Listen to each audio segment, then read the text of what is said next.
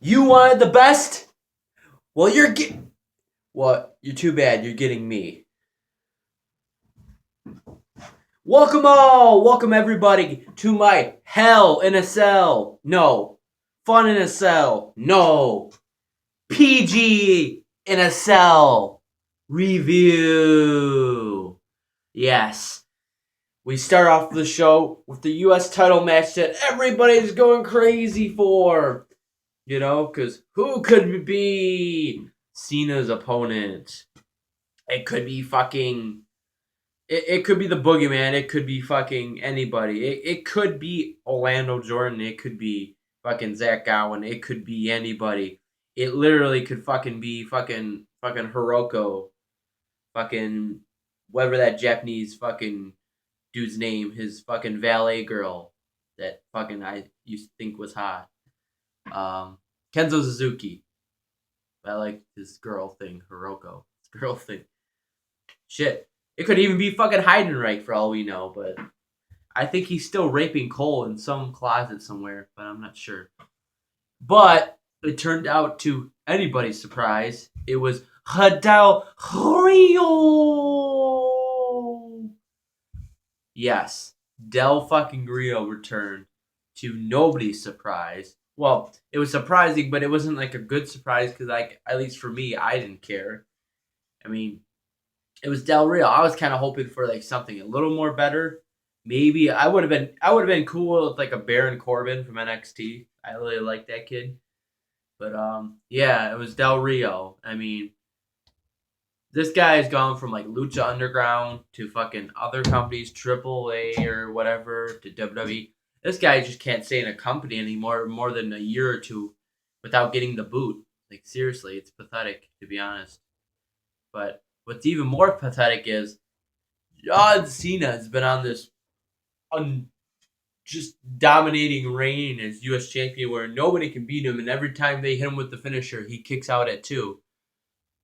Del Rio beats John Cena. Not only beats him for the U.S. title, he beats him like in 8 minutes. And, you know, typically in a John Cena match, he kicks out of like the finisher the first time, even if when he loses. Literally, Del Rio hits him with a super kick and he loses just straight up. Now I'm sure they're gonna use some bullshit excuse anyways next, like on Raw the next night and be like, John Cena wasn't ready and that's totally why Del Rio owned him is because he wasn't ready.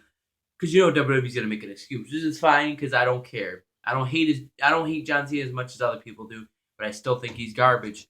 But I can live with him being on the show, just as long as he's not a WWE champion. But anyways, that's that. Next though, after that, we get fucking haunted house in a cell match. Chamber of Horrors. Wait, that was a match, wasn't it, in WCW? Whatever. They should bring back War Games. I'm down with that. Fuck Hell in a Cell. Got Roman Reigns versus Wyatt in a Hell in a Cell match. And this actually, for all intention and purposes, should not have been a good match. But it actually was a pretty good match. Even though I did not care about this storyline, this match was pretty damn good. And the only reason it was good is because they actually utilized, hardcore spots and stuff in this match. There was good table spots. I mean, there was one spot where Wyatt, that, I want to say it's a body slam, but it's when he just picks him up with one arm. It's like a choke slam, but it's not. He picks him up by his, chest or something and slams him down. He did that on the ring apron, through a table on the outside, and it looked pretty good. Also, they did that spear spot through the table, but they normally do it through the announce table. This time they did it through a table on the outside where Roman Reigns ran on the apron while Wyatt was on the other side of the apron, speared him off it through a table. Actually looked pretty fucking good. There was a lot of candlestick shots, a lot of good candlestick shots too, not those cheap They were really fucking whacking each other, which is good. We actually got some good hardcore shit.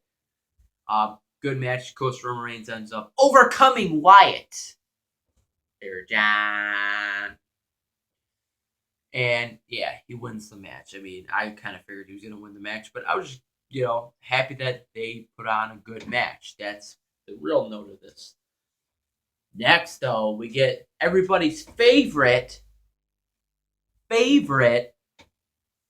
New Day. See what I did there? I was being facetious, sarcastic, because everybody's jumping off the fucking New Day wagon. I'm not. New Day fucking still rocks. Fuck you, haters. I still love the New Day. I'm not fucking one of these people that are jumping off just because they fucking wear brony shit. Do I like bronies? No, I don't. So don't call me a brony because I like them. Because actually, I do hate bronies. I think they're stupid. But this gimmick is still awesome. And they're just doing that to make you hate them. They're trolling you. They're out trolling the trolls. You know who you are. But New Day defeats the Dudley Boyz in an okay match. I mean, nothing really happened much in this match. It was a decent match. It's just there was nothing to like. Oh, there wasn't like no like spot really to go ride home about. But it was just their typical decent tag match that New Day won. They cut a little funny promo in the beginning, though. New Day. It was like it was no Woods, of course, because he's in the hospital and stuff. They actually showed a picture of him in the hospital, and he had this funny face with the thumb, and he had like his body all taped up, like thumbs up, and he looked like he was crying. It was kind of funny. But Kofi and Big E cut a promo. It was pretty funny. They brought out that broken trombone that Xavier normally uses. It was just funny. They're blaming the Dudleys for that. Actually, you know what? I say there was no spot to bring up, but actually there was. Now that I think about it, New Day actually pulled an Eddie Guerrero. It didn't work out. Eddie Guerrero normally gets away with this, but they tried to do an Eddie Guerrero, I should say. They pretended like one of the Dudley Boyz hit him with the trombone. They threw it to him, and they fell on the ground. And the ref I actually almost thought that's how they should have won. I mean, they totally fucked it up when they didn't have the ref DQ him for it and just went on with the match. Because that would have been a good fucking heel ending. Because that makes you as a mark or like a baby face, someone that roots for like the good guys, someone that's a mark for like the good guys. It makes them want to see the Delta Boyz kick the New Day's ass even more, even though I'm a New Day fan. So like that would make a lot more sense. I don't know why they didn't do that, but they didn't. The ref ends up not DQing them, and they go on with the match. New Day ends up winning anyways, but still, that would have been a better finish, at least for to get some heel heat on New Day. I don't know. There's nothing more else to say about this match, but yeah, nothing bad, but nothing good either. Next, we get Ric Flair retaining the Divas title match. Divas title match. Ric Flair retained the Divas title there, if I can speak correctly. Good for him, even though he's a guy holding a women's title. I don't know why he's holding a women's title at his age of 75, But good for him if he's still in wrestling. I mean, if he can still get some work and get bookings, I'm not against it there, But next, we get the match that we're supposed to care about, even though nobody does. Kane vs. Seth Rollins for the WWE title. It's the Demon Kane. Excuse me, it's Joseph Park Kane. And this match was fucking boring. Holy shit, did they drag this match out? It wasn't as long as I thought it would be, which is good. But still, for what it was like a 15, 16-minute match that felt like 25 or fucking 30. This match was so fucking boring and dragged on. What made it worse, too, is they fucking had, Seth Rollins do, most of he did most of the fucking, offense. So, Kane selling and, that slows down the match so much to a boring pace.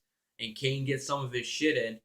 But at the end of the fucking day, get the news presses. Seriously, locate your fucking local news. Because Seth Rollins fucking won the match fucking clean. Yes, it's a miracle! It's a miracle! Seth Rollins wins the match clean! Who would have thought it? Oh joy, there is a God! Fuck this match.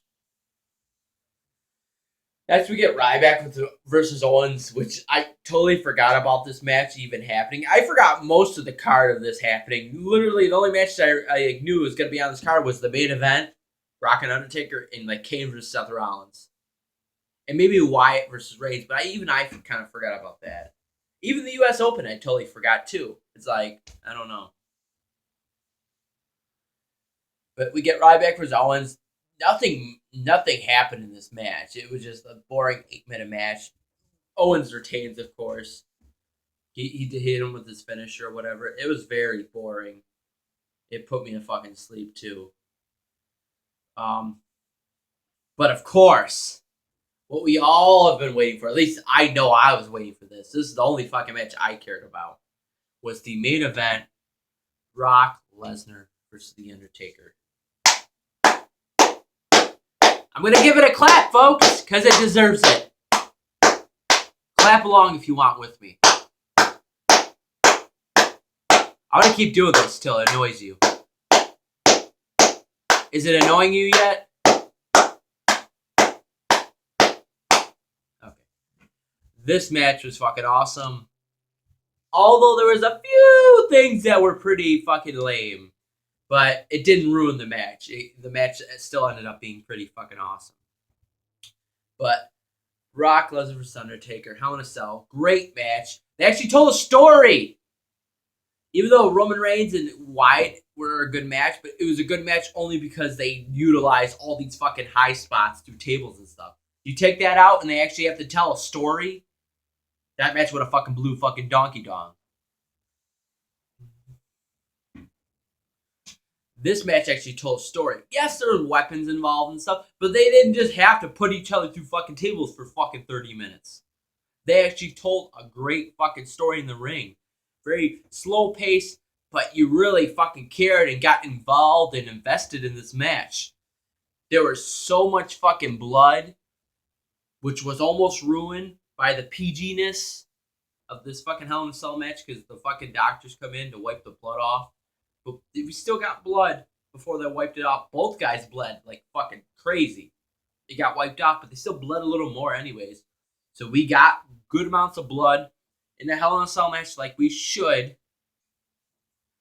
A lot of brutal spots. They actually at one point fucking tear up the ring.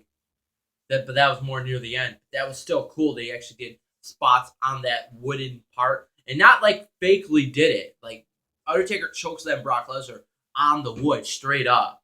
I mean, he did a slower landing than normal. He didn't slam it as hard as he normally would. But still, the fact that they would even try to do that spot, I have to give respect to them to actually do that. Yeah, a lot of good sick fucking just brawling in this match.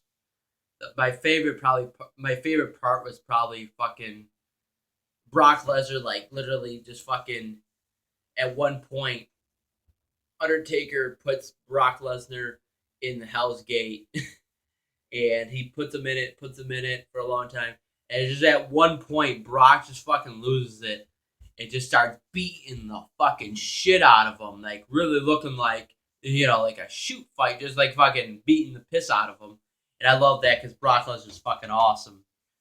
But this match had it all. Oh my god. It was fucking brutal. It told a great story. The best part was, okay, I was telling you about the fucking finish on the wood and stuff. The best part was also the finish. Because it stayed consistent. Near the end of the match, before Brock Lesnar was going to finish off The Undertaker, he kicks him like fucking field goal punt right in his fucking nads. It gives him the F5. And you'd say, well, how is that a good story that makes Brock Lesnar look like a bitch? No, it doesn't, you fucking dumbass. Suck a dick. He's telling a fucking story, you fucking cum-guzzling fucking homofag bitch. Okay, not so much a homofag, but you are a fucking dipshit if you believe that didn't tell a story. He's reminding you that Undertaker fucking did the same thing to him to beat him at SummerSlam. So they're staying consistent with Brock Lesnar doing the same thing to get revenge on him. You know, almost like saying payback's a bitch. and Brock Lesnar got him back. And it was awesome. After the match, they like give like a standing ovation to Undertaker as he gets up and stuff. That's fine. For some reason, the Wyatt family comes out and they attack Undertaker. And all I can think of as like Bray Wyatt coming out is like, why are we supposed to care? I mean, we knew he was already buried before he faced Roman Reigns tonight. But I'm like, why should we not really care about you now? Because you're coming out after losing like a bitch to Roman Reigns, and we're supposed to fucking care about you now? That you're going to beat up The Undertaker? Even though we already know you're only going to get to beat up The Undertaker because your henchmen have to fucking do it. You just fucking lost. Your nuts got chopped off the fucking board. And you're gonna try to fool us and make us think that you're dangerous now. You're still deadly. You're still dangerous. I'm still scary. And I'm still spooky. I'm still scary. I'm still dangerous. I still can beat people, even though I never beat people in matches. But I'm still gonna cut a promo in the back where it's all black and there's smoke everywhere, and it looks like out of some fucking 2015 Paranormal Activity horror movie. And I'm still gonna make you think that I'm still something to be forced with. But I'm really just a jobber bitch. Seriously, fuck this guy. He's fucking clown shoes. He's fucking nothing. He's not the dog shit underneath my fucking shoes when I'm walking on a very nasty, mucky fucking fall night. He is fucking diarrhea cakes, okay? He's the most irrelevant thing possible. Think of the most irrelevant thing ever. That's Bray Wyatt. Seriously. He cuts promos like fucking Freddy Krueger and fucking wins matches like fucking Justin Bieber. That's all I'll say. Fuck you. This is the end of the show. I'm gonna rip this in half like these fucking shows a lot of the times. Rip my soul in half. 2 good matches on this show does not make a good pay-per-view. So anybody that's saying this is a good pay-per-view needs to have a fucking colonoscopy. And I hope somehow that kills them somehow. Like maybe it'll suck their anus out of their fucking like ass, and hopefully their intestines too. While you're at it, you know, suck their brain, whatever's left through it, right out of their fucking anus, and hopefully they're dead. I don't know, because like some of these people don't have brains, and I'm still amazed with these people that don't have brains, how they're still alive. So I don't know if you'll actually kill them by pulling their brain out, because somehow it seems like they're still walking without one. Apparently, you know, I mean, it's October, but like, you know, we talk about zombies, but like, I think we have zombies, you know, 365 days of the year in America. But anyways, now I'm getting into fucking the world views of fucking Nick Glenn. 2 good matches does not make this pay-per-view good. So fuck you. If you think this was a good pay-per-view, you need to douse yourself in gasoline and light yourself on fire and go out in a blazing glory instead of going out with a dud. At least you'll die in amazing fashion. Bye. That's all I got to say.